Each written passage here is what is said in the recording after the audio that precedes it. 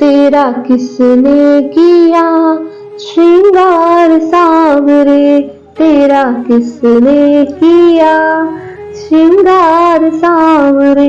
लगे दूल्हा सा तू दिलदार सांवरे, लगे दूल्हा सा तू दिलदार सांवरे, तेरा किसने किया श्रृंगार सांवरे। हरे कृष्णा, राधे राधे। तो आइए आज हम सुनेंगे माघ मास के तीसरे अध्याय की कथा। तो आइए सुनते हैं। तब राजा दिलीप कहने लगे कि हे महाराजा, यह पर्वत कितना ऊंचा और कितना लंबा चौड़ा है। तब वशिष्ठ जी कहने लगे कि 36 योजन ऊंचा, ऊपर चोटी में 10 योजन चौड़ा और नीचे 16 योजन चौड़ा है, जो हरिचंदन, आम, मदार, देवदार और अर्जुन के वृक्षों से सुशोभित है। दुर्भिक्ष से दुखी होकर इस पर्वत को और फल फूलों से परिपूर्ण देखकर भृगु वहीं रहने लगे और यहाँ पर कंदराओं, वनों और उपवनों में बहुत दिनों तक तप करते रहे। इस प्रकार जब भृगु ऋषि वहां पर अपने आश्रम पर रह रहे थे तो एक विद्याधर अपनी पत्नी सहित उतरे। वे अत्यंत दुखी थे। उन्होंने भृगु ऋषि को प्रणाम किया और ऋषि ने बड़े मीठे स्वर से उनसे कहा कि हे विद्याधर, तुम बड़े दुखी दिखाई देते हो, इसका क्या कारण है? तब विद्याधर कहने लगा कि महाराज, पुण्य के फल को पाकर, स्वर्ग पाकर तथा देवतुल्य शरीर पाकर भी मेरा मुख व्याघ्र जैसा है। मेरे दुख और अशांति का यही एक कारण है। न जाने किस पाप का फल है। मेरे चित्त की व्याकुलता का दूसरा कारण भी सुनिए।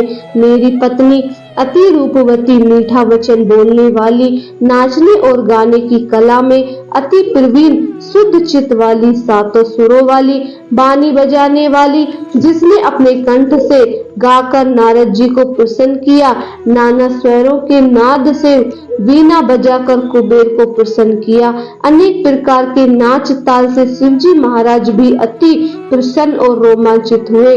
शील, उदारता, रूप तथा यौवन में स्वर्ग की कोई अप्सरा भी इस जैसी नहीं है।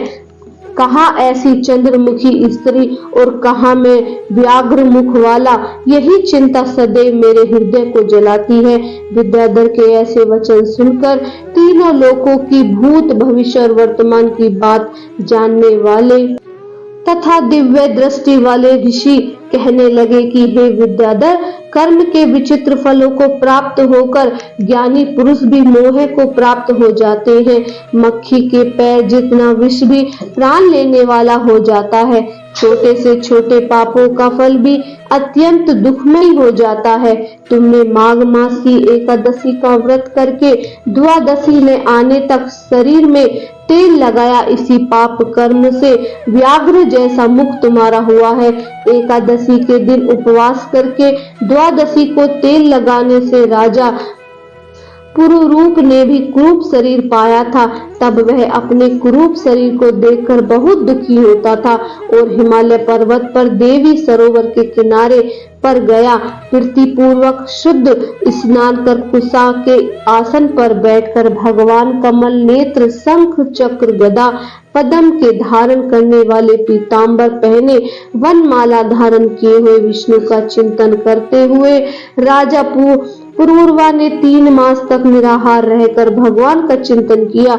इस प्रकार 7 जन्मों में प्रसन्न होने वाले भगवान राजा के 3 महीने के तप से ही अति प्रसन्न हो गए और माघ मास की शुक्ल पक्ष की एकादशी को प्रसन्न होकर भगवान ने अपने शंख से जल से राजा को पवित्र किया।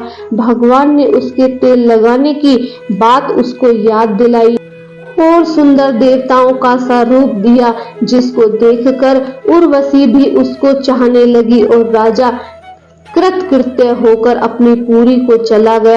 भृगु ऋषि कहने लगे कि हे विद्याधर, इसीलिए तुम क्यों दुखी होते हो?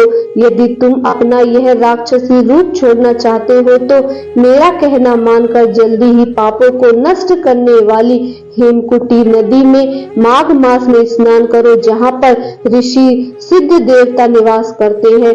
अब मैं इसकी विधि बतलाता हूँ। तुम्हारे भाग्य में माघ मास आज से 5वें दिन ही आने वाला है।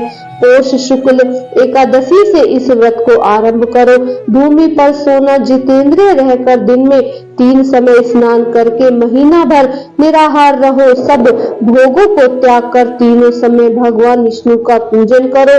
तब तुम द्वादशी को शिव जी स्तोत्र और मंत्रों से पूजन करोगे तो तुम्हारा मुख देखकर सभी चकित हो जाएंगे और तुम अपनी पत्नी के साथ सुखपूर्वक क्रीड़ा करोगे। माघ मास के प्रभाव को जानकर सदा माघ में स्नान करके पाप दरिद्रता से बचने के लिए मनुष्य को सदा यतन में माघ मास का स्नान करना चाहिए। स्नान करने वाला इस लोक तथा परलोक में सदा सुख पाता है। वशिष्ठ जी कहते हैं कि हे दिलीप, भृगु जी के ऐसे वचन सुनकर वह विद्याधर अपनी स्त्री सहित उसी स्थान पर पर्वत के झरने में माघ मास का स्नान करता रहा और उसके प्रभाव से उसका मुख देव सदृश्य हो गया और वह मणिग्रीवा पर्वत पर आनंद से रहने लगा। भृगु जी भी नियम से समाप्ति कर शिष्यों सहित इवा नदी के तट पर आ गए।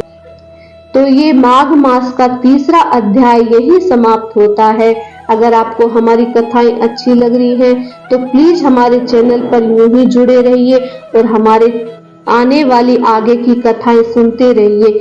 हरे कृष्णा, राधे राधे।